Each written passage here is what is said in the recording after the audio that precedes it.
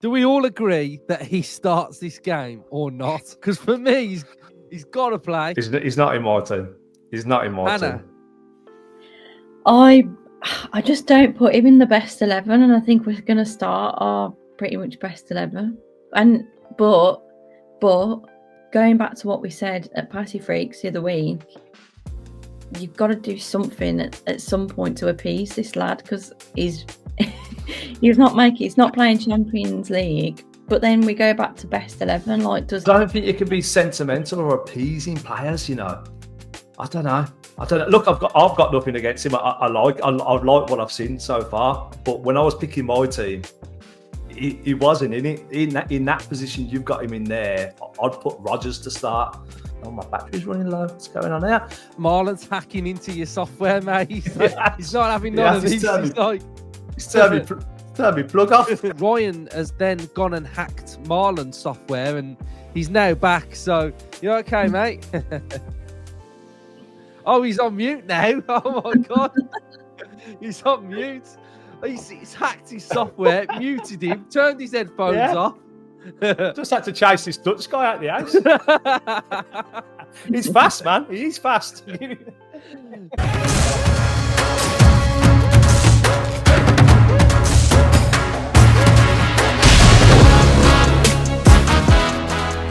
Hello, welcome back to Up the Villa predicted lineup time. We've got Hannah in the 10 supporting the two strikers up top.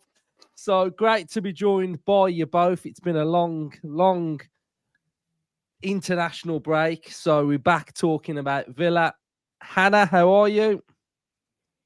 I'm good. I've quite enjoyed this break because it feels like we've had so much football this season. And I think especially because we've had so many home games, like down at Villa Park all the time, I actually was quite enjoying the little break, a little bit of peace, less stress, isn't it? But looking forward to being back in action this weekend. I think it's always good. You come back extra excited, don't you, after a bit of a break? I'm really up for this one. So, yeah, feeling good. Love it. It has felt like one of those international breaks that, like you were saying, you don't mind us not playing. We got that 18-day break. We could rest, regroup, and hit this next part really good. Ryan, how you doing? You all right? Very well, mate. Very well. I just want to get back in the mosh pit, mate. Mosh pit of Aston Villa football, relentless games, cup competitions, the lot. That's a new one. I've never had that. My batteries are recharged and I'm ready to steam back into this business end of the season. Love it. Right. So at home, I want you to get involved with this part of the show. So if you are new around here anyway, subscribe, smash the like button, comment your thoughts on everything that we discuss. A lot of you were buzzing that we were back on the preview that came out as well. So cheers everyone for watching that. Right. Hannah, Ryan, and myself, I've got a question for all of us and you at home. And I want you to pick one player who is going to be the standout player from now until the last game of the season. So we'll go with you first, Ryan. Who do you have a feeling is going to be that player? Who is him? Who is he that he's going to just deliver? Well, he come from Madrid and he won the league. He went to Paris and he did the same again. His feet's magic. He's Marcio Asensio for me, mate. I've been wowed by him. Like, he's won me over. And, the saying goes, don't fall in love with a lone player, but head over heels. I've just loved watching him play. His game intelligence is second to none. And seeing him in all the training videos and his pinging finishes in the top corner and the goal he scored in the pre-season. Well, say pre-season, the little training friendly that we had, has just like boiled my excitement even more. So I think he's a guy that could do something special and score a special goal at some point this season, a real special goal. Yeah, he's sort of like encapsulated the Villa fans. I think we're all fully on board with, I think I'll always remember that first touch against Spurs. You know, them couple of touches, the pirouettes, the the sort of like back heel, the drag backs. And from that moment, I'm sold. I'm sold. I am. And I just think I get a feeling Emery saved him a little bit. I feel like we've nurtured him in the first phase, and that Dubai. I can't remember when it was, but I heard Emery talking about a couple of players. It's going to feel like a mini pre-season for them to get back, and I imagine he's alluding to like Kamara, MALEN, Onana, Pau. Not played much recently and need those games. So I think he's one where when I see a play without the strapping, I'm like, yes, like he's Rodgers for England, no strapping, like that just gives me more confidence. So Hannah, who's the player that you're feeling is there's something special is going to happen? Something special. I'd like to say there'll be quite a few, because I think we're going to need it in this final push, because it's going to be a tough one. We are right up amongst it now in the battle for Champions League, if we can do it. So I think we're going to need, in order to do it, I think we're going to need 2 or 3 players that are at like superstar level. I will try and be different. I don't want to pick Asensio, although on recent form he would probably be the pick, because he's kind of come in and immediately set the team alight, despite the fact he's not started every game. A lot of it's been substitution performances. He has obviously been a spectacular addition to this side, but I think probably thinking about kind of star quality, but also consistency, and that's what we're going to need. I might have to go with Rodgers. I think he settled in incredibly well this season, like even more so than I think a lot of us could have imagined when we first signed him from Middlesbrough. And it was one of those that it was like, championship player, looks like he could be really good, but there's been many cases where some of these young players kind of fizzle out, but he's just completely reached a new level this season. I think he's one of our most consistent players, because not only is he contributing goals, but the assists I think have been absolutely huge for us this season. Like his goal contributions have been really integral to this side. So I think we'll continue to see some of the best of him in this last half of the season. And he does have that spark. He does have that flair that's exciting, that gets people up out of their seats. I think even, in the cameos he's had for England over this international break, there's been moments where you've seen England fans that perhaps haven't seen Rodgers play before getting that like off their seat kind of feeling, which is definitely something he can bring to the table. So he's got a spark, he's got excitement, but I think also for his consistency factor, we're going to need him in this last push in order to achieve what we want to achieve this season.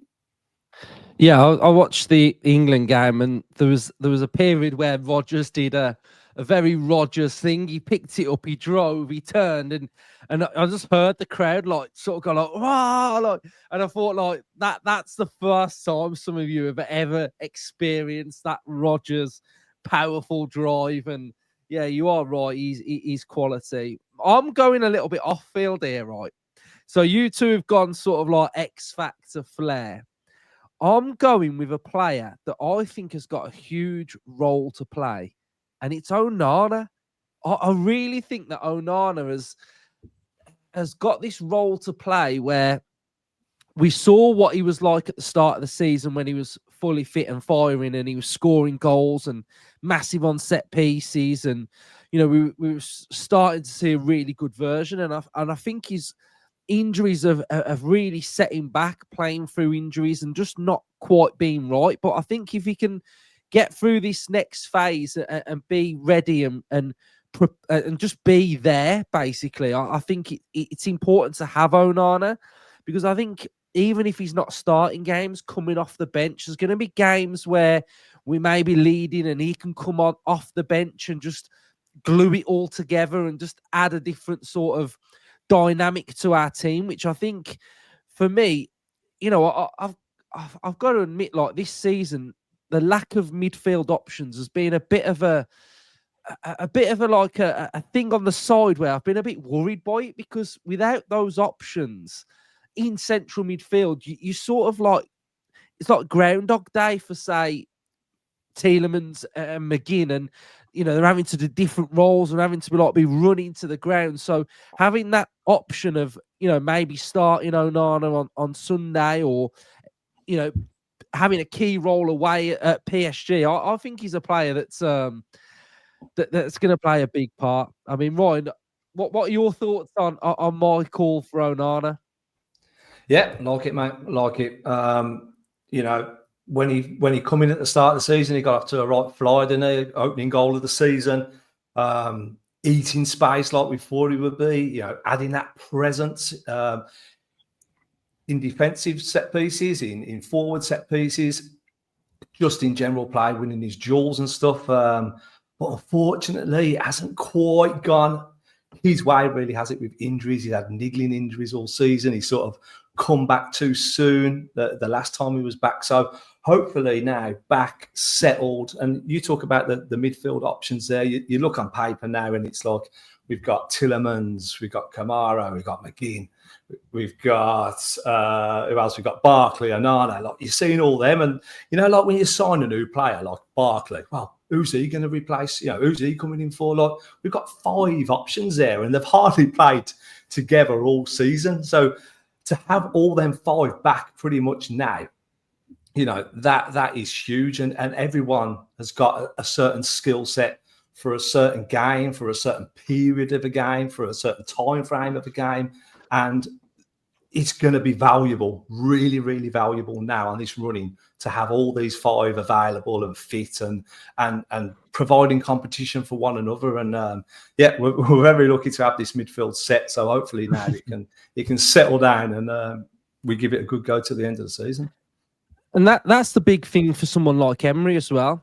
When he's picking his team or he's on the sidelines on a match day, he wants to be able to turn around and go, right, I need this for this specific reason. Where is he?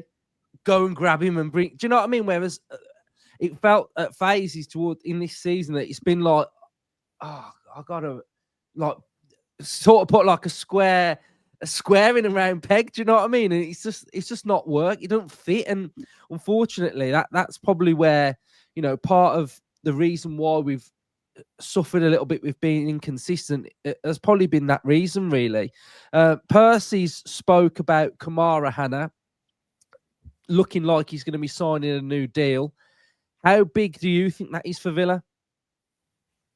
In the January winter transfer window, I was thinking at the time, we've got like one of the best bits of business we could do would be to tie Kamara down, and it didn't happen. And I think I said to you lads a couple of weeks ago that the lack of news around Kamara's contract was concerning me, just because normally like these things get out into the press and you hear murmurings, and there was a time where it kind of was being discussed and then it went really quiet, and I was starting to think, oh my goodness me, we're not going to lose this player, are we? Like we can't lose another excellent midfielder. So I am very, very hopeful, and I'm hoping that the source is good and correct and it does get announced soon, because I think there's absolutely no doubt that Kamara is one of the best midfielders in the Premier League. He's an absolute Rolls Royce. He was free. Can we just remember that as well? Like, whatever happens with him in the future, like we're going to profit from it, which is an amazing position to be in. But I think this Aston Villa team absolutely relies on Kamara, and like you touched on with Onana there, I think as soon as we can kind of flesh out the midfield around him, that doesn't mean that Tielemans and McGinn aren't good enough. It just means being able to have a bit more flexibility and having Kamara in the position he really wants to be in. I think that's exactly how Emery will want to operate. We know how much Emery rates Kamara, and I think the rest of the team do as well. I've seen plenty of interviews where other players in the squad have talked about how good Kamara is, and I think he does go under the radar, which I don't mind. I think we want to keep players like that just very quietly do a very good job. So yeah, I think it's absolutely huge that we get that deal done. It's got to be done before the summer and people start sniffing about. We need to put that stamp on him and say, Kamara is an Aston Villa player for the foreseeable, and he is going to help us into that next trajectory, because he's the exact type of player that we need in this team in order to consistently play at that level. Yeah, he's just integral. Like he's so good, like on, off the ball, movement, vision, reading of the game, tactical IQ. Just a very, very, very, very good player. Do you feel like he's underrated, Luke, in Europe? Oh, massively, massively, Yeah. absolutely. Like, do you know what? Do you know why I think he's probably like that? Probably because he plays for Villa, number one. You know that's probably why. But I think he's in a position that if you don't sort of like, if you're not a football purist who really understands the game, a player like Kamara will completely bypass you, because you'll look at him and you'll think, what, he don't score, he doesn't get assists, what does he do? But the way he knits everything together, like I've done a couple of like little TikToks on him before, and like he gets the ball, he rolls a player, he drives forward, like that is incredible. Like on a half turn, he's so good. But you know, he's not pirouetting, he's not, you know, step overing, and I think unless you sort of appreciate like a system player, which he is. He's a system player, isn't he? And if you don't appreciate that, he'll go straight over your head. So, you know, I think it's a you problem rather than a Kamara being underrated problem. Do you know what I mean? Yeah, most definitely. I've just got a vibe. I've got a feeling this quarterfinal with Paris is going to open a lot of eyes to exactly how good Boubacar Kamara really is. So it's important we tie him down on this contract before that game. yeah, you are right, because he's absolutely quality. So right, we'll stick with you, Ryan. Preston, FA Cup. Number one, do you watch much of the Championship still? And two, how are you feeling sort of like going into it? Championship, I will kind of like watch a few of our highlights from our 10 game winning run, and now we got promoted. But that's where my Championship days have been left, and my viewing of it. So no, I haven't seen much of Preston, to be honest. But I'm mega excited for this game. This is, for me, the biggest game of the season, and I think once we get this one out of the way, Brighton will be the biggest game of the season. Then it'll be Paris, and I think we're at that stage where the next game is the biggest of the season. And for us to be in a quarter final of the FA Cup, you know, it's took us 10 years to get to this stage again. And I feel just from like the third round, we've sort of manifested it, like the big 150-year celebrations, the anniversary kit.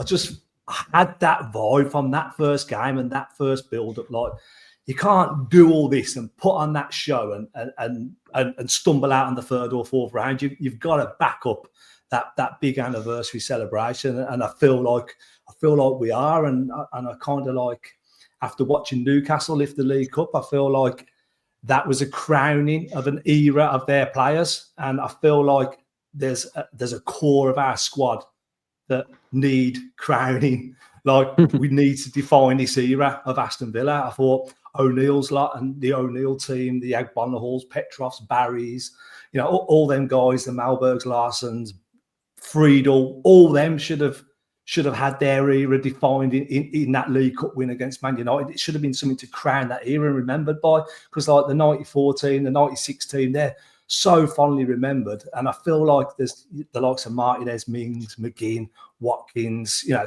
these lot need a crowning, and there's no better opportunity now than us really going full-blooded into this, winning this FA Cup, because it's winnable. It's winnable at the minute. You know, the squad that we've got, the big time players that we've got, I feel like it would be absolutely foolish to throw this game and not show up and not compete. It would be absolutely heartbreaking. So for us, we've got to respect Preston, because Preston are in the quarterfinals of the FA Cup as well. So it's going to be a big occasion for them. I was reading somewhere today, it's 65 years since they've reached this stage of the competition. So it's a huge occasion. The crowd are going to be buoyed, but I feel like with Villa's travelling support, I think we've got 5,500. I think the Sunday afternoon kickoff sort of helps us with that atmosphere, because it wouldn't be as tense as a Saturday night under the lights. So I feel like, we will manage this game, and look, we can start dreaming of Wembley then, but a very, very tough task and an afternoon to get through Preston first. But I'm fully excited and fully backing us to do it. Hannah, your overriding thoughts?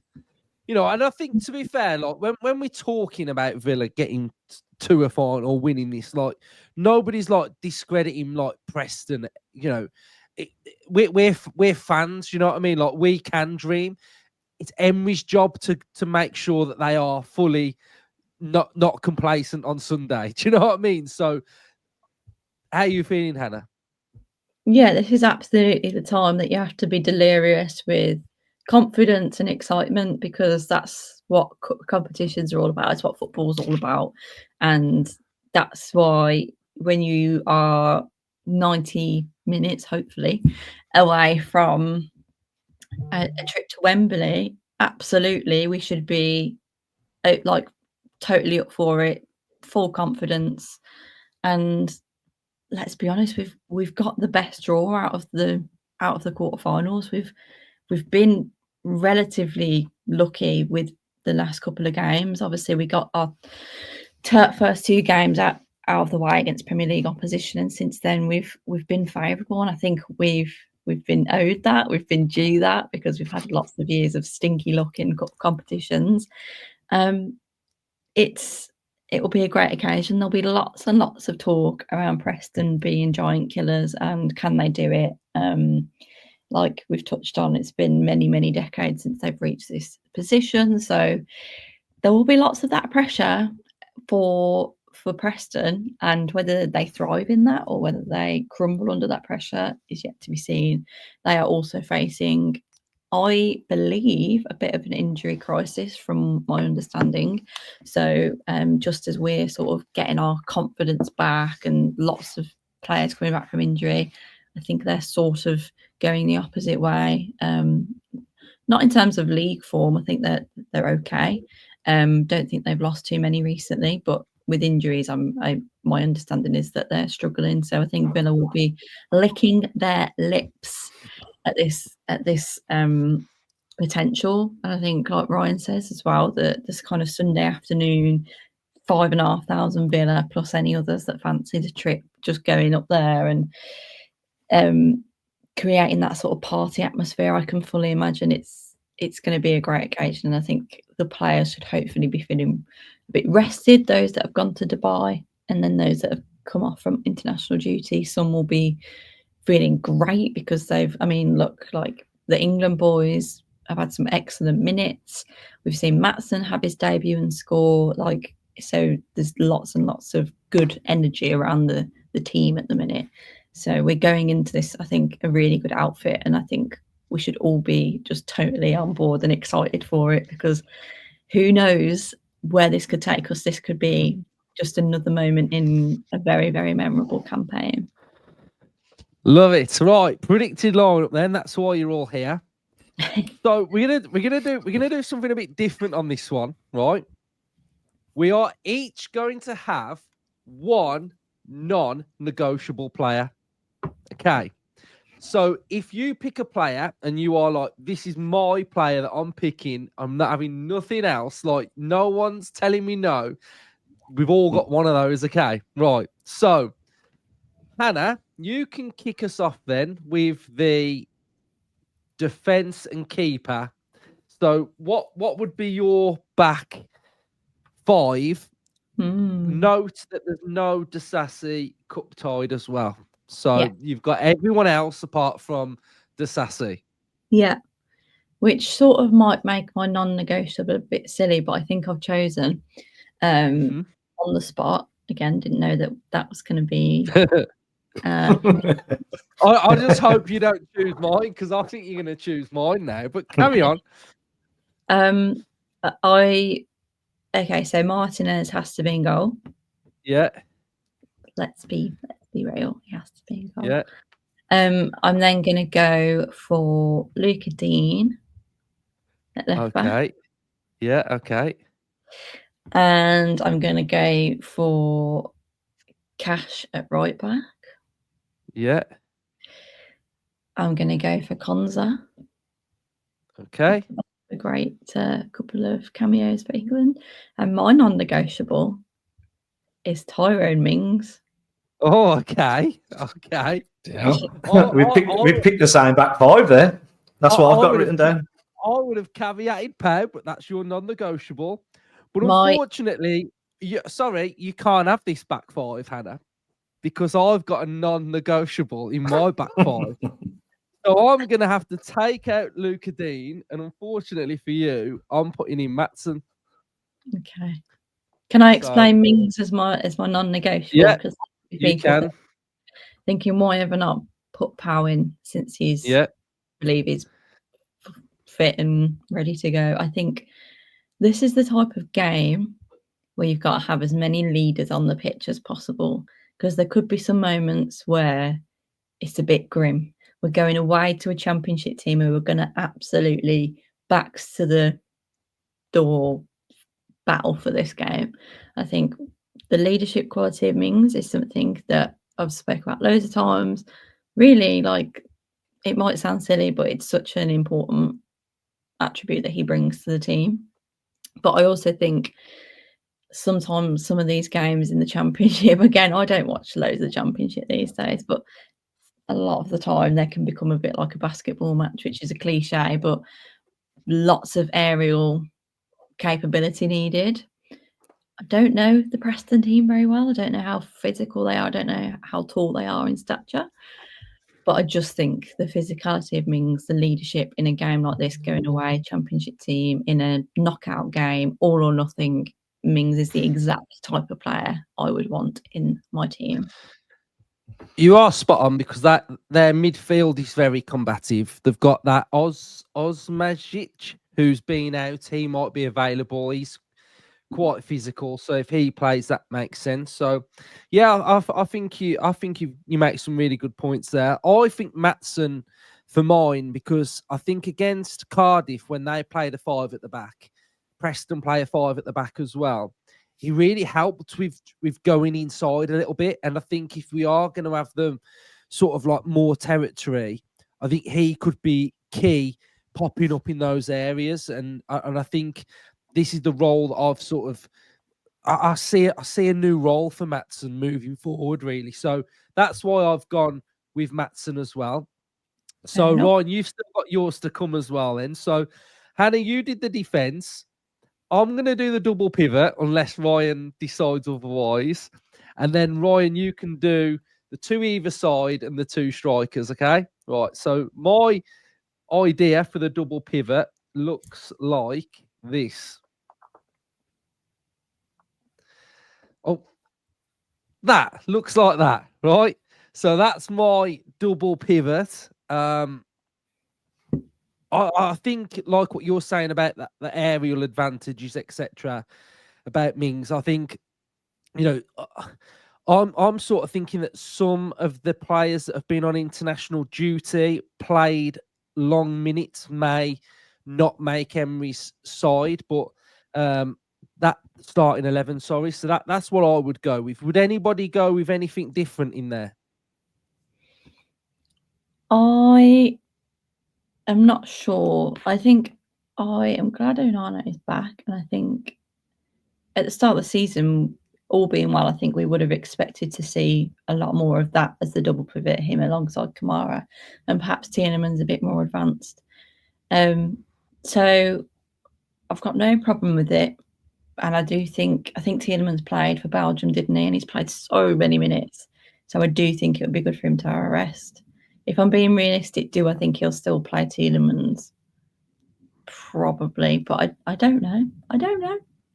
Who does know? Only Emery. I mean, I'm sort of thinking this as well. Is like, you know, whatever we rotate this team with, it's not like we chuck in the game, throwing the kids. You know, I've sort of not got one eye, but you know, you've got to be realistic and say we've got another game.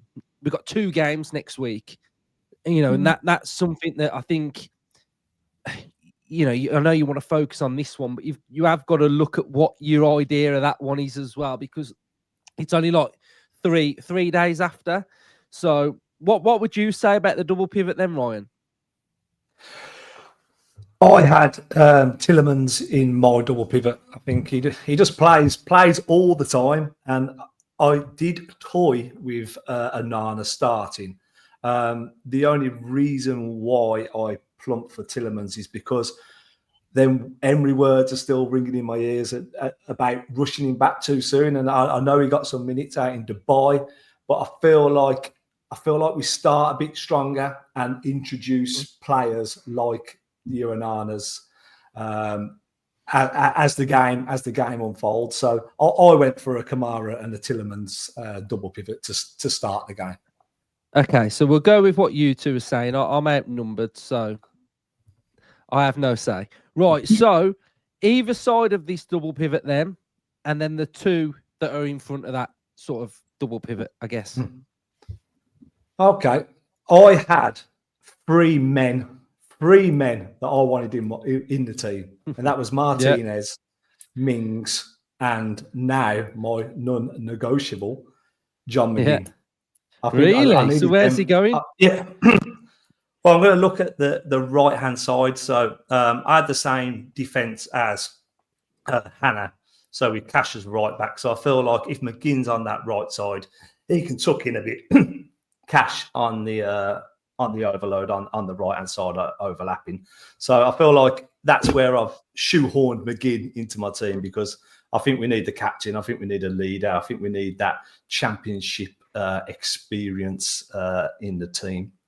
And then for the left side, again, I was the same as Hannah. I plumped for Luca Dean, just that more solid defensive defender, and Ramsey in front of him. I feel like Rashford got a lot of minutes for England, and I'm seeing partnerships now. I'm seeing like Luca Dean and a Ramsey and a Maatsen and a Rashford, because Matson's turn of form has sort of coincided with Rashford staying high and wide.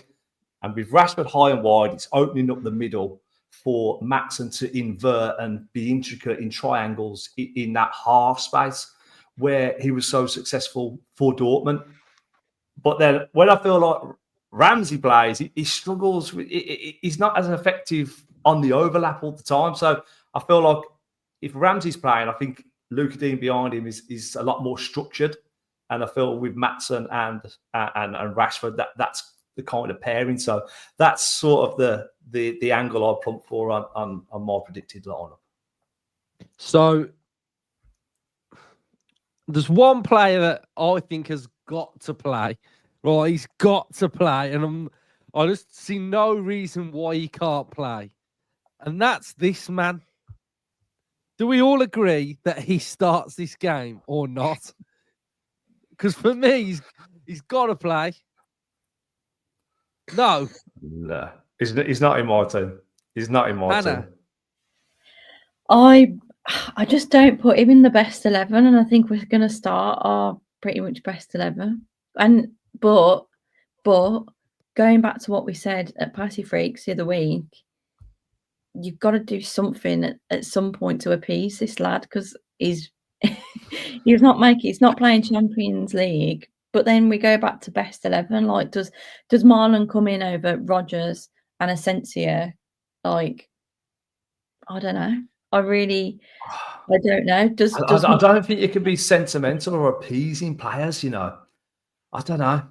Look, I've got nothing against him. I like what I've seen so far. But when I was picking my team, he wasn't in it. In that position, you've got him in there. I'd put Rodgers to start.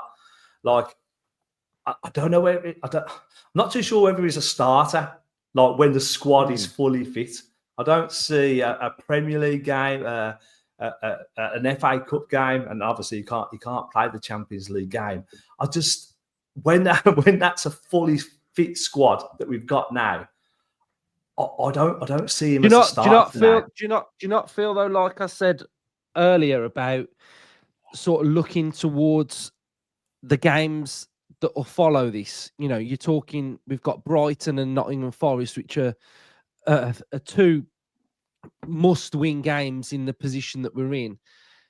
Say, for example, we start Rodgers, we start Watkins, we start Tielemans, we start Kamara.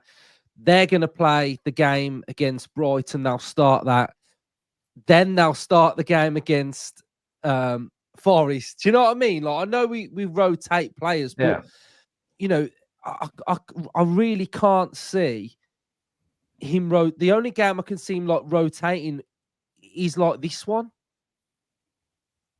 Yeah, I think he would get minutes in this game. I just can't see it at the moment from the off. Like, he was brought in as this versatile attacker that we needed to cover Watkins if Watkins was to come out of the team. And I see Watkins starting this game. So again, that's him. My battery's running low. What's going on there? So that's it. That position is not available. And then Marlen's hacking into your software, mate. He's not having none of these. He's turned me plug off. He's unplugged me. but I get it. We've brought him in. We've took him out the Champions League squad. You know, it is that sort of like, oh, you feel a bit sorry for him. He's got to start this game. But I don't know. This is a big game, and I feel like he doesn't start, but he plays a part as a squad member. Do we not have enough without potentially starting Asensio and Rodgers and maybe even Watkins to win this game and playing Marlen? I think we can still win it. Do we give Marlen the first hour and then bring Watkins on and have Marlen as like a false nine sort of thing? Like, I think there definitely is a potential for us to start him. I think from my perspective, I was setting this team up more as like standalone, just looking at this game, who would I pick? But yes, I think you're absolutely right. When you put it in the context of the week we've got coming up, I'd say arguably from Sunday to the following Saturday when we play Forest, those 3 games are like almost, I feel it, maybe this is catastrophic, but make or break for our season. Because if we somehow were to get knocked out against the cup against Preston, that's an absolute horror show. And then 2, like, they're almost 2 6-pointers, aren't they? The Forest and the Brighton games are absolutely huge. So if we need to manage minutes, then I do think Marlen comes into the team, and I wouldn't be surprised, because then you look at the bench and it's killer, because Preston could come out and be like 110% for 60, 70 minutes. But if they're tired and then we bring on Asensio, Rodgers, Dean, etc., that's a killer. Yeah. I am going to like caveat it to finish off with the team that I prepared earlier. So this would be my team if I was picking it all on my own. So I went with Martinez, Cash, Konsa, Pau, Matson, Kamara, Onana, Ramsey, Watkins, Marlen, and Bailey. That was what my team was. But yeah, so the team that we picked, let us know your thoughts. I think Ryan has then gone and hacked Marlen's software, and he's now back. So you're okay, mate? Oh, he's on mute now. Oh my God. He's on mute. He's hacked his software, muted him, turned his headphones off. Just had to chase this Dutch guy out the house. He's fast, man. He's fast. Mate, I'm telling you, he started. Right. So it'll be interesting then to see what lineup Henry picks. It'll be interesting to see what you guys are picking at home. You know, this is just our thoughts on what we would go with. And I like to do these predicted lineups sort of like without us sort of like behind the scenes, sort of like already picking one. I think it's better if, you know, we have that discussion, because again, you know, three of us have kind of picked different teams, and that shows that, you know, all of the options that we do have as well. So let us know what your teams are. So we'll have some score predictions then. Hannah, you can kick it off then. I've got to go fully positive, all excitement, and I'm going to go for a 3-0 win. Clean sheet. We are getting When a I clean- said that, when I said that, 3-0 popped up in my head as well. Would that be 3 clean sheets in a row? Bruges, Brentford, Preston. Yeah. Wow. Oh, we conceded against that Alain, didn't we? But that don't count. Right, so it'll be 3 in a row if we get it. So, Ryan, what are you going with? Well, let's keep the positivity on the clean sheets. Then I'll go 1-0. 1-0. 1-0 Early Marlon, goal, we'll first manage goal it. scorer. It'll be a last minute winner when he comes on. Yeah. Right. Yeah. If you never see us again, we've had the channel shut down because of the disrespect that Ryan gave Marlon. Now, I'm only joking.